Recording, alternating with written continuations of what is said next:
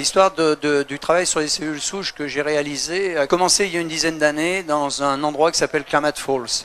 Klamath Falls, ça se trouve aux États-Unis, en Oregon, où il y a un lac qui s'appelle le lac Klamath et où pousse une algue spécifique, la Phanizomenon flosaceae.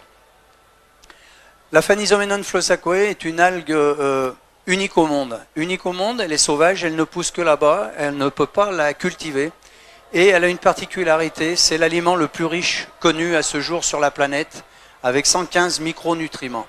Cette algue est connue depuis très très longtemps aux États-Unis. Il était aperçu que les gens qui la consommaient n'étaient jamais malades, ou ceux qui étaient malades revenaient en santé. Et un de mes collègues, me dit, et si dans cette algue il y avait des éléments, des molécules qui stimulent la production des cellules souches de moelle osseuse. Avant d'arriver à un corps complet de 75 billions de cellules, eh bien, il faut bien commencer par une seule. Alors, comment ça se passe chez les mammifères? Eh bien, c'est un ovocyte qui est fécondé par un spermatozoïde, bien entendu, et qui va donner la vie. Cette cellule fécondée, cet œuf fécondé, cet ovocyte fécondé va se multiplier pour donner des cellules dites totipotentes. Et là, nous sommes dans les cellules souches, mais embryonnaire. Cette cellule, elle va se multiplier en deux. Une cellule souche mère et une cellule souche fille. Ces cellules vont à nouveau se multiplier en deux, puis en deux, puis en deux, puis en deux, à l'infini. D'accord? Quand elles vont se multiplier, elles vont donner apparition à cellules pluripotentes. Pluripotentes, plusieurs potentialités. Totipotentes, toute potentialité, pluripotentes, plusieurs potentialités. Elles peuvent se multiplier et se différencier dans tous les types de tissus. C'est-à-dire qu'une cellule totipotente ou pluripotente peut faire du cerveau, du foie, du pancréas, de l'œil, de l'estomac, de l'intestin, tous les organes. Totipotente, embryonnaire, cellule souche pluripotente, ce qu'on va appeler adulte, cellule souche adulte, que l'on va trouver beaucoup dans la moelle osseuse. Naturellement, tous les jours, nous en relarguons environ 3 millions de cellules souches de moelle osseuse.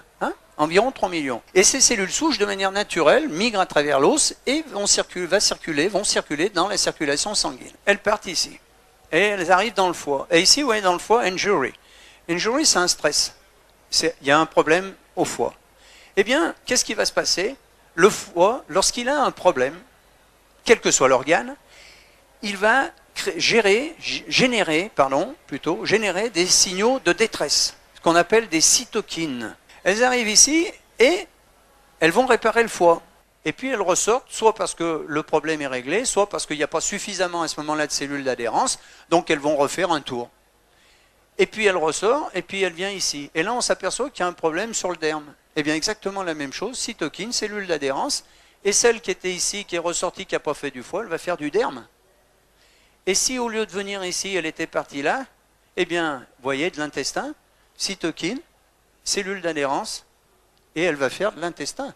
Celle, quand elle est ici, elle ne sait pas si elle va faire du foie, de l'intestin ou du derme. Elle peut tout faire, pluripotente. Donc nous avons demandé au professeur Orlik, vous voyez Orlik ici, le professeur Orlik, il travaille à l'université dans l'Illinois, et on lui a demandé, parce qu'il ne faut pas être à la fois juge et partie, il faut demander à l'extérieur, monsieur le professeur, est-ce que vous pouvez prouver que ce que l'on dit est vrai? Donc il a fait les essais. Alors qu'est-ce qu'il a fait? Eh bien il a provoqué une centaine d'infarctus du myocarde sur des souris. À ce moment-là, le professeur Orlik sépare ces 100 souris en deux lots de 50. Il les remet dans leur cage, et dans les premières, il les remet dans leur cage et il leur donne à manger de la nourriture comme d'habitude. Et on s'aperçoit que 27 jours après, du groupe contrôle, il y a une scarification terrible au niveau du muscle ventriculaire, vous voyez en bleu ici, une toute petite reconstruction en rouge, sur uniquement 17% de survivants. Sur le deuxième lot de souris de 50, le professeur Orlik les remet également dans leur cage, mais là, cette fois, il adjoint à la nourriture des molécules que nous avions isolées de l'algue bleu vert dont je vous ai parlé au départ. C'est pour ça que je vous ai rapidement parlé de l'algue bleu vert. Nous isolons deux molécules et on la rajoute à la nourriture. Et qu'est-ce qui se passe quand on rajoute ces deux molécules à la nourriture? 27 jours après, groupe contrôle, Orlik, renouvellement total du muscle ventriculaire. Vous voyez, aucune question, la cicatrice a complètement disparu. 73% de survivants contre 17%. Il n'y a pas d'effet placebo chez les animaux. Donc l'écart est réel.